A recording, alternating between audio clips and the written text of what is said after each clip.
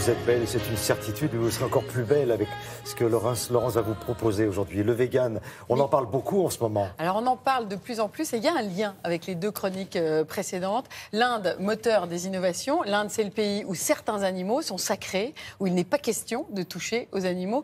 Le monde de la voile qui arrive à faire voler les bateaux et qui prouve donc que là où on pensait que quelque chose était impossible, on peut toujours trouver des solutions.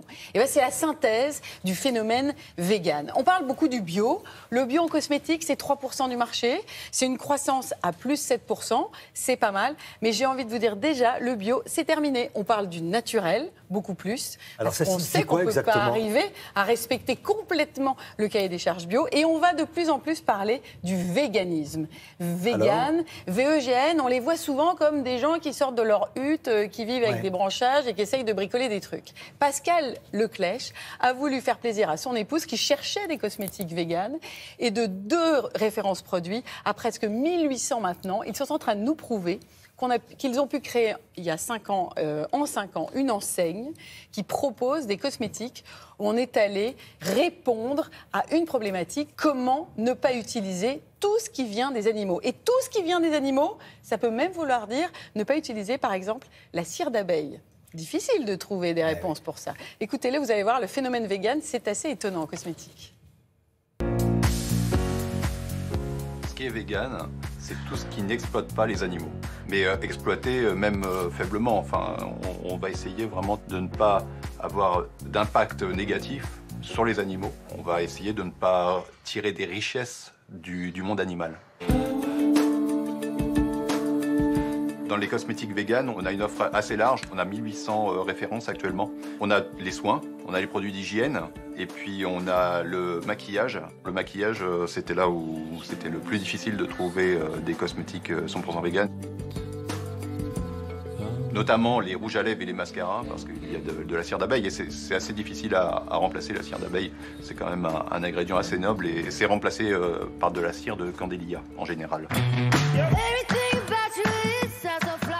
Le vegan, souvent, ça vient en bout de raisonnement. On a des consommateurs qui ont commencé sur le bio, sur le naturel, mais qui étaient finalement plutôt dans une démarche centrée sur soi. Et ils pensaient à eux, c'est-à-dire mon bien-être, ou alors aussi pour la planète, mais ça reste très général. Et quand on a cette notion de vegan, on a une notion un peu altruiste. On commence à réfléchir sur les impacts sur les autres êtres vivants. Ça fait partie de l'évolution de la mentalité de consommation.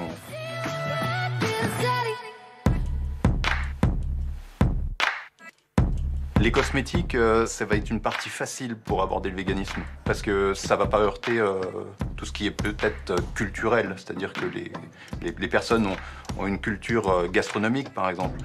Ils ont l'habitude et on leur enseigne tout petit que manger de la viande, c'est très bien, et puis ils aiment peut-être leur pot-au-feu, voilà. Alors que les cosmétiques, il n'y a pas ça. Les produits sont originaux et correspondent à une tendance de consommation de fond, c'est-à-dire que beaucoup de petites marques françaises s'attellent à avoir du zéro déchet, vegan, bio, naturel, et ça, je trouve ça encourageant, et je trouve même les Français peut-être plus inventifs maintenant que les étrangers. Et même, je crois que les marques françaises arrivent maintenant à s'exporter en Angleterre notamment, alors que c'est un marché quand même qui était pionnier sur le sujet.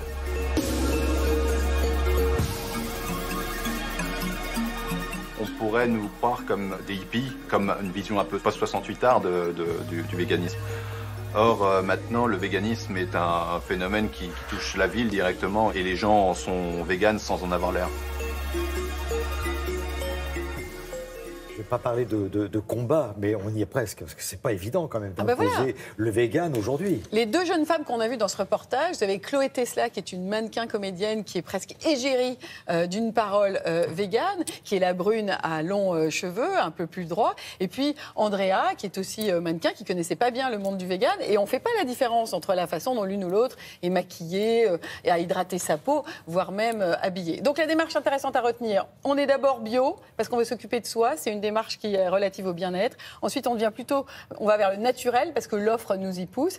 Et puis, quand on pousse le bouchon, on s'occupe de la planète et là, on devient un peu plus végane. C'est peut-être ce qu'on va entendre au salon Marjolaine qui va avoir lieu ce week-end. Et là, c'est l'occasion de rencontrer des gens qui s'intéressent au bio, au naturel, pourquoi pas au vegan et qui s'intéressent en tout cas à la planète au sens large. Et ça, c'est une tendance qui est vraiment intéressante. Merci beaucoup, Laurence. Merci. Le salon Marjolaine, donc le 5 novembre, c'est à la porte de Vincennes à Paris.